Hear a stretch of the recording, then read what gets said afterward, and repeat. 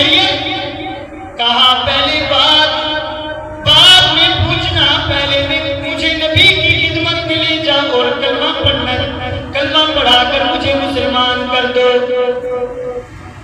اللہ کے نبی جب ہاتھ اٹھاتے ہیں تو اللہ کبھی بھی ان کی دعاؤں کو رد نہیں کرتے۔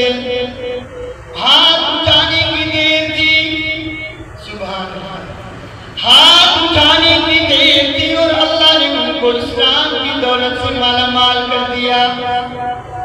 اس لیے تو فرمایا وَوَصَّيْنَا الْإِنسَانَ بِوَالِدَيْهِ إِحْسَانًا، اپنی والدین کے ساتھ حسن سلوک کرو۔ قرآن کہتا ہے وَوَصَّيْنَا الْإِنسَانَ،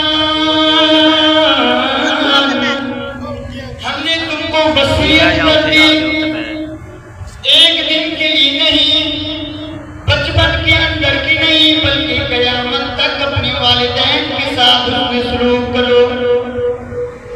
میرے نبی ایک مرتبہ مسجد کے اندر تشریف لائے، منبر پر ایک سیڑھی پر جب پاؤں رکھا تو کہا آمین، پھر دوسری سیڑھی پر پاؤں رکھا تو کہا آمین، پھر تیسری سیڑھی پر بیٹھنے لگے وہاں پر تو کہا آمین۔ صحابہ نے پوچھا یا رسول اللہ صلی اللہ علیہ وسلم یہ آمین کہنے کی کیا وجہ تھی؟ فرمایا جب میں نے پہلی سیڑھی پر پاؤں رکھا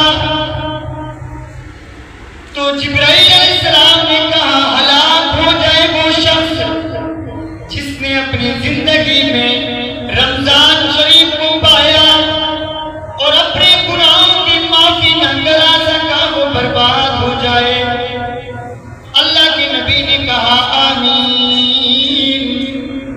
پھر دوسری سیڑھی پر جب پاؤں رکھا تو کہا برباد ہو جائے وہ شخص جس کی زندگی میں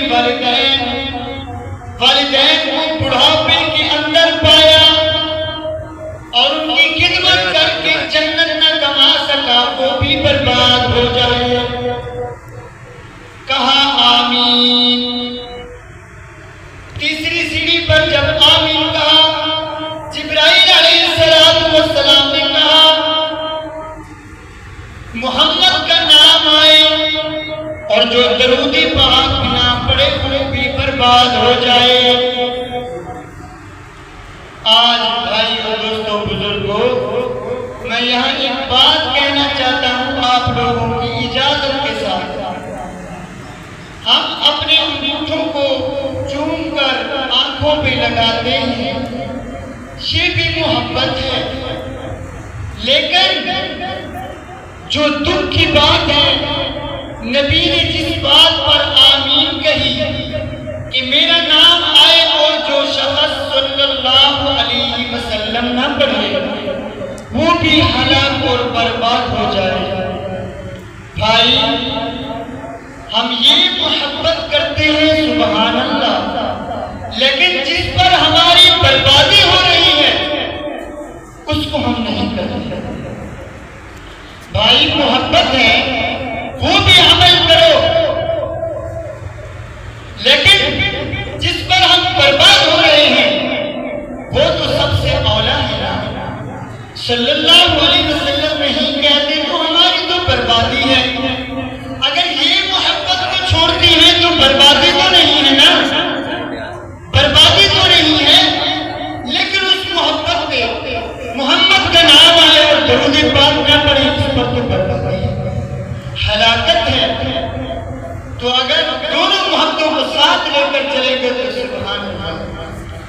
تو والدین اللہ تعالیٰ نے کیا فرمایا؟